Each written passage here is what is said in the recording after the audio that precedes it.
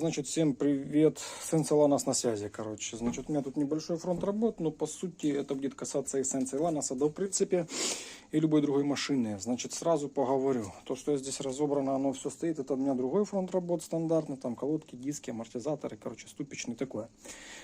Был нестандартный такой вот звучок, короче, какой. Когда ты едешь и малейшая ямка, то есть какая-то неровность, ты въезжаешь, и такой звук хрык, ну знаете, как чиргик, что-то об что-то чиргикает. И конкретно вот такого вот звука, который мог бы характеризироваться по мотору, нет. Я подумал сразу, подумал я сразу на вот эту вот защиту. Ну такой пластик, какой-то звук. Шкряп-шкряп, шкряп-шкряп. Ну, вот не было такого ни пластика, ни ничего, вернее, ни звука, ну, мотор вообще сюда не подходит. То есть я такой подумал, может быть, вот эта вот ерунда как-то зацепляется. Ну, думаю, ладно, такого не должно быть. Вроде здесь все держится, да? Именно пластик, как пластик шкрегочет. Здесь абсолютно ничего нет. Думаю, добираюсь. А именно с правой стороны. Почему? По ощущениям, оно все привело на правую сторону. И вот смотрите, смотришь.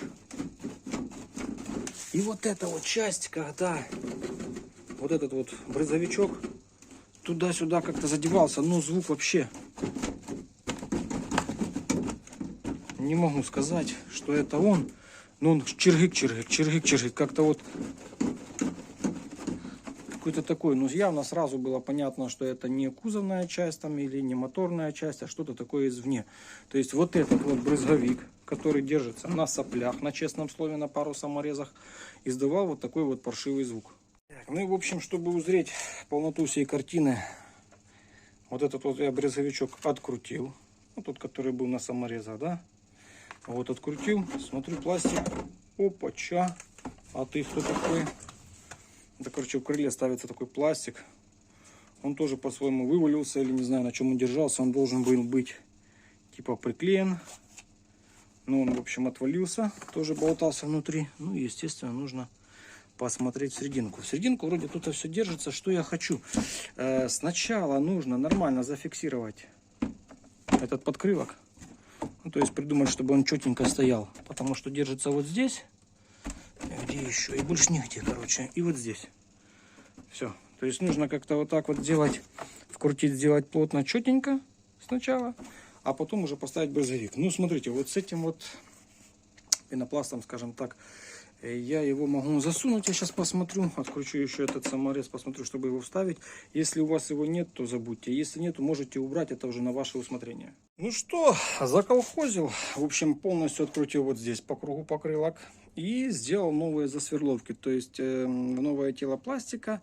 Я не любитель, конечно, крутиться в эти крыла железные, потому что вот эта вот защита вот такую вот беду делает. То есть по факту получается вот здесь, ну крыло, конечно, понятно, это экстремально такое под замену, но тем не менее. Если есть возможность, лучше не крутить. Не крутить я сделал, конечно, сейчас покажу.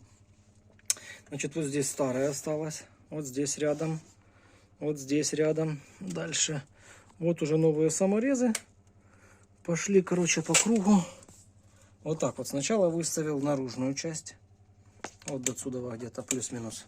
То есть, чтобы примерно все было по крылу, да, заподлицо. Потом вот эта вот часть, ну, она была внутри, а я сделал так, что теперь брызговик внутри, а это подкрылок пластиковый снаружи. То есть, если, допустим, вода сюда попадает, она уже туда не будет затекать, как там было, вот этот мусор и все прочее. Она будет стекать по нему и все. То есть, там, типа, будет герметично максимально. Ту штуку пенопласт я, короче, вставил, так как он и был. Кстати, катафот тоже спал. Я думаю, он и был спавший. То есть, уже подцепил, одел фишку. И что? Вот здесь по максимуму, короче, его натянул. Ну, чтобы, типа, приблизительно все было типа как должно быть, без перекоса, без ничего, поставил и вкрутил саморезами. То есть это такая творческая работа, посмотрели, где тело есть, вкрутили. И я вкручивался всегда в старые дырки, потому что, ну вот где новые, это пластик, ничего страшного. А в кузов крутиться, конечно, не хотелось. Это старое, короче, отверстие, просто другой болтик шайбой, замечательно зашло. Здесь аналогично перекрутил, потому что болтыхалось. И смотрите, вот это, там, короче, резаное или порванное, не знаю. Вот здесь оно тоже как-то неправильно было. Вот смотрите, я нашел вот этот болт, не знаю откуда он.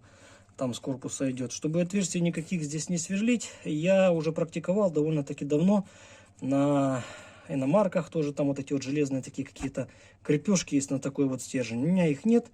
Я вырезал пробочку, короче, с-под воды. Тут на 6, М6, по-моему, я просверлил отверстие на 5. Шикарно плотно одевается, идеально. И, естественно, снизу, короче, не буду лезть туда, заколхозил вот эту вот часть, чтобы оно тоже, типа, здесь отверстия уже как бы части нету этого брызговика. Но, тем не менее, просто низ прикрутил, да и все. По сути, теперь оно будет держаться, и этого звука не будет. Вот такая вот мелочь, а все-таки будет напрягать. Если у вас где-то там оторвалось, бывает там вот отходит, или в этой части где-нибудь отходит, то, конечно, лучше это все быстренько устранили, перекрутили и сделали так, как нужно. А на этом у меня все, народ. Всем, кому это было интересно, обязательно лайкосики, подписывайтесь на канал. Всем пока. Подписывайся на мой канал, самое интересное, как всегда, впереди.